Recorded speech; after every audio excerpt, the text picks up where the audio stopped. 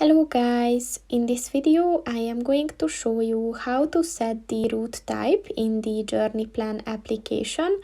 But first I just want to mention, don't forget to subscribe to my channel, because at 10,000 subscribers I am going to show you my whole YouTube revenue statistics and growth strategy, as well as how to make money online. Let's jump into it. First of all, open the application on your phone. And then click on the three lines at the top of the page on the left. And then click on the settings button. And at the allowed means of transport section, look for the route type button and click on that.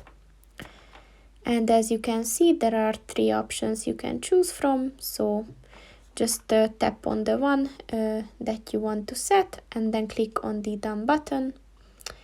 And then this function is set. So that's pretty much it for this video, guys. See you in the next one. Goodbye.